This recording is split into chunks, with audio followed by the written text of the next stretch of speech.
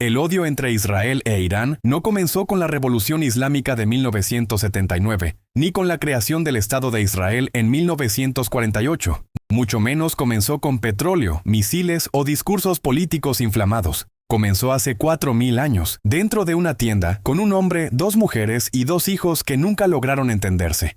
En los últimos 2 videos entendimos cómo surgió el pueblo judío y en qué creen.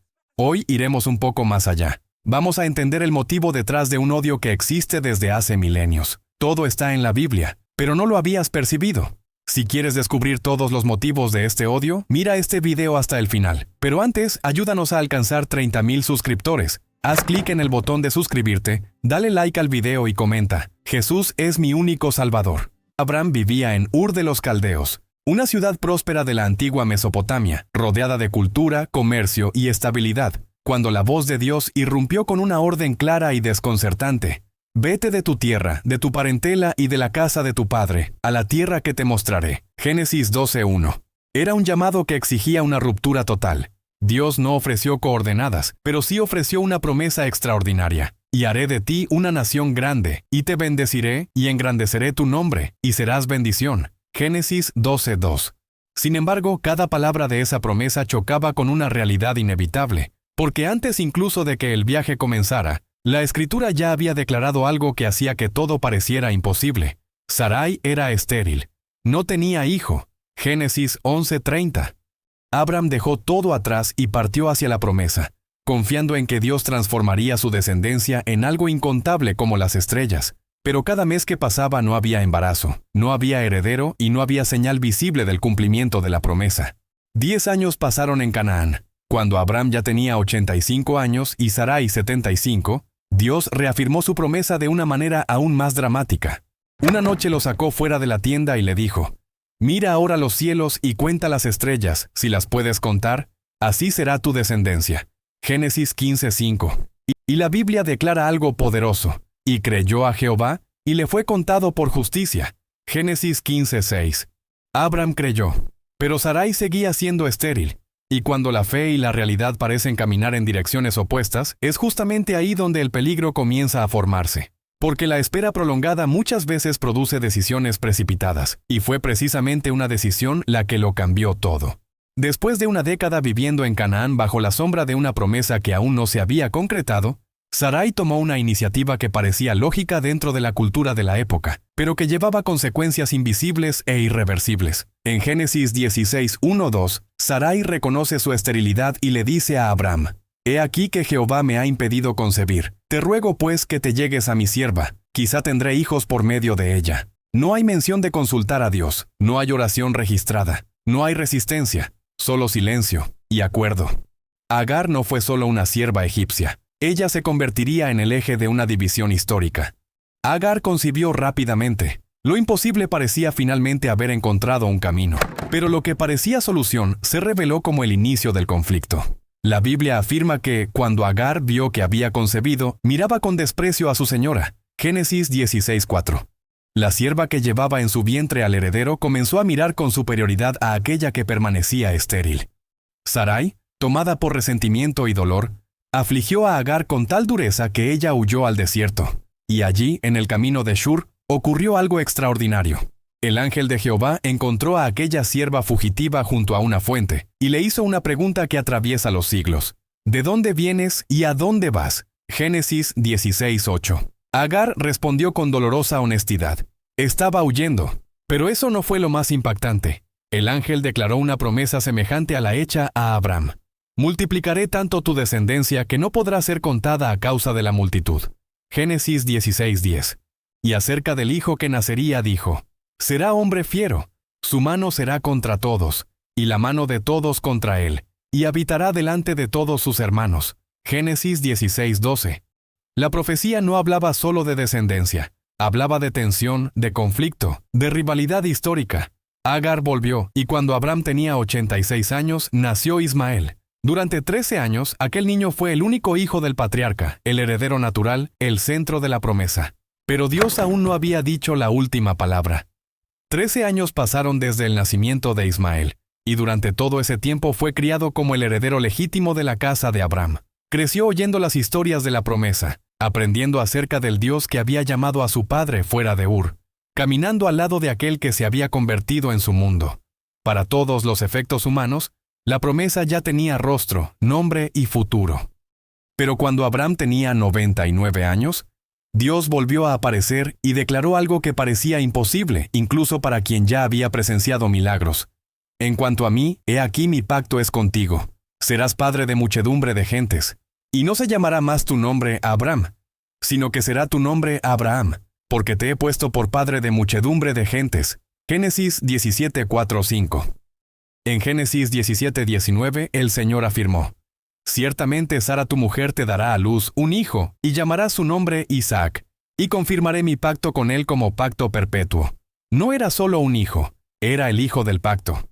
Sara tenía 90 años cuando nació Isaac, conforme a lo registrado en Génesis 21:2-3. Lo imposible había sucedido. La promesa que parecía demasiado tardía ahora lloraba en los brazos de una mujer que antes cargaba solo vergüenza. La risa que primero fue de incredulidad se transformó en celebración. Cuando Isaac fue destetado, Abraham hizo un gran banquete. Era un momento de alegría pública, de confirmación de la promesa. Sin embargo, durante aquella celebración, Sara vio a Ismael riendo.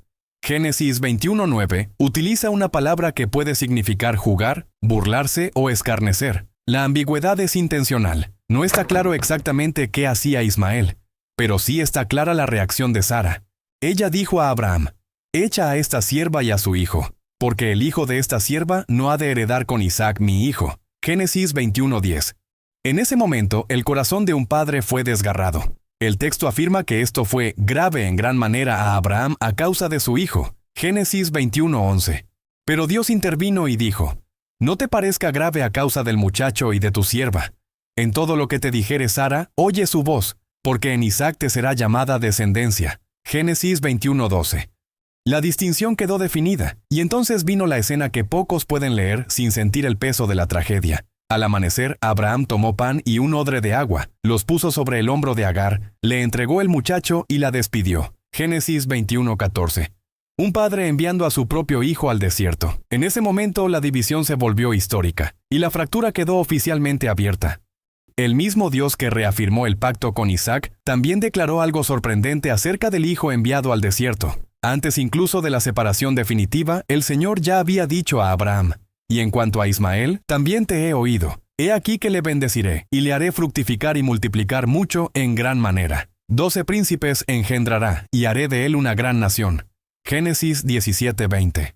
Más tarde, Génesis 25:12-16 registra el cumplimiento de esa palabra al enumerar los 12 príncipes descendientes de Ismael, tribus que se extendieron por el desierto y formaron pueblos numerosos. La promesa de multiplicación se cumplió. Pero hay una diferencia crucial que no puede ser ignorada. En Génesis 17:19-21, Dios declara con claridad: «Con Isaac estableceré mi pacto». La bendición fue compartida, el pacto no.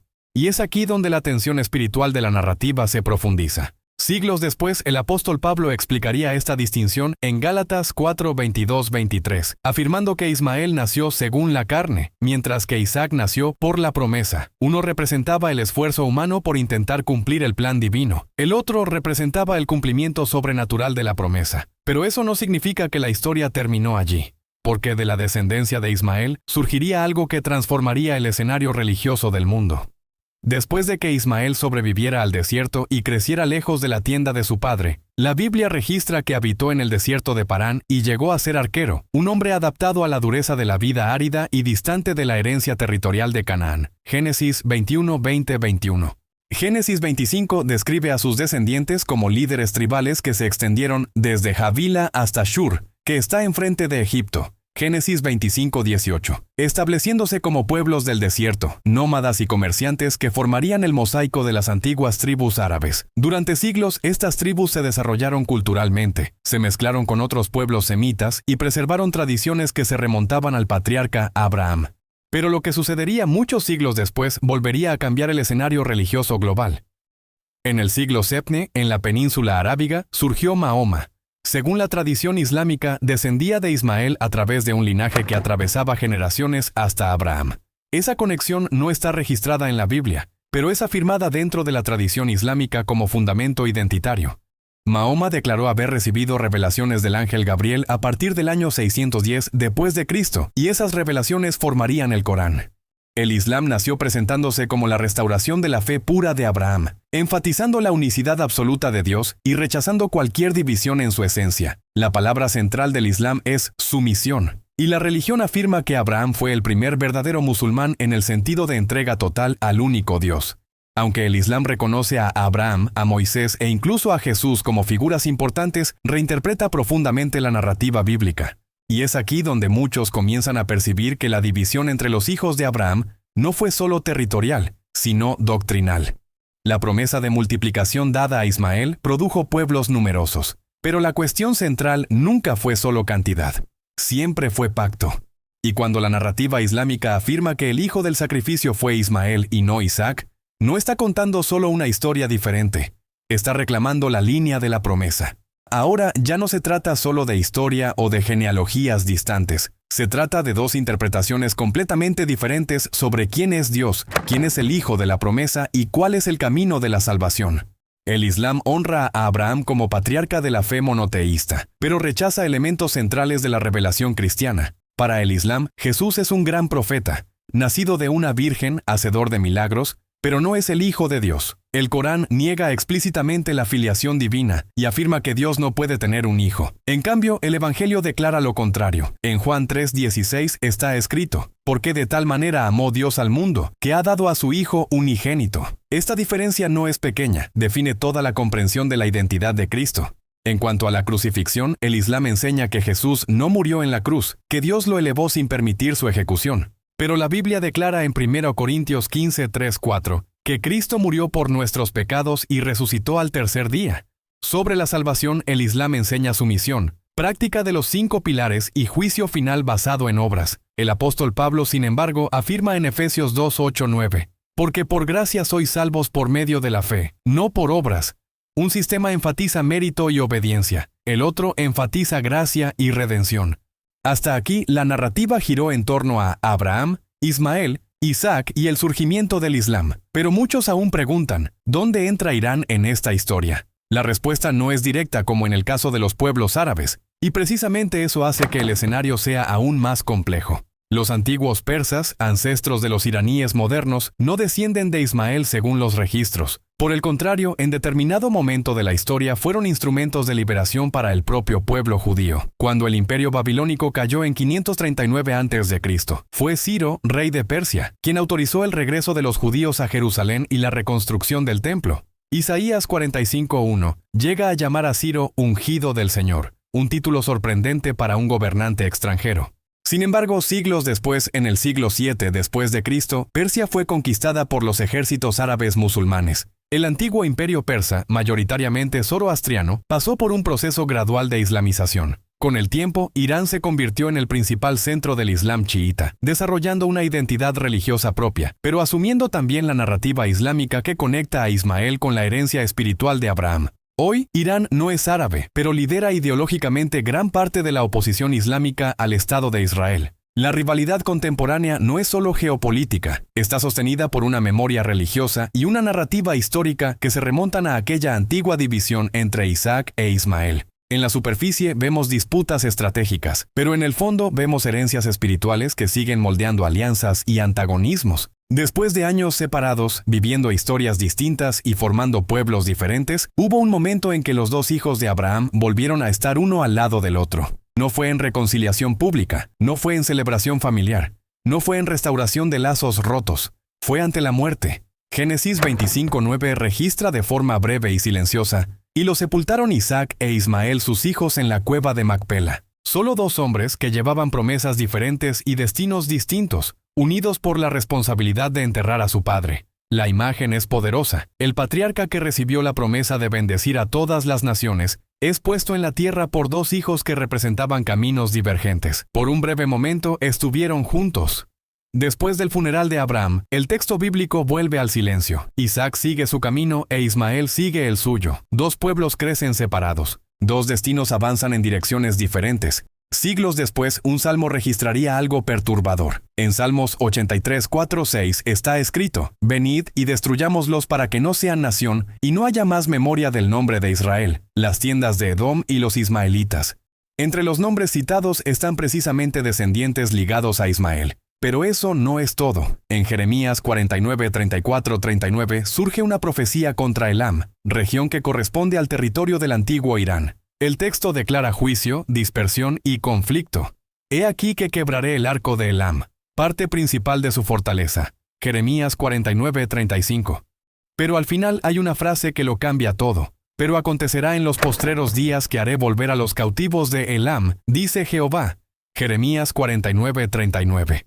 Juicio, pero también restauración. Conflicto, pero no abandono definitivo. Y entonces llegamos a algo aún más profundo. En Daniel 10:13 y 10:20, el profeta describe una batalla invisible. Habla del príncipe de Persia resistiendo al mensajero de Dios durante 21 días. No se trata de un gobernante humano, se trata de una entidad espiritual operando detrás del imperio. Eso revela algo que muchos ignoran. El conflicto nunca fue solo político, nunca fue solo étnico, nunca fue solo religioso. Existe una dimensión espiritual detrás de la hostilidad persistente contra el pueblo de la promesa. Cuando líderes hablan de borrar a Israel del mapa, hacen eco de palabras antiguas que ya estaban registradas en las Escrituras. Cuando alianzas se forman contra Jerusalén, no toman a Dios por sorpresa. Nada de esto sorprende al cielo porque el conflicto fue previsto.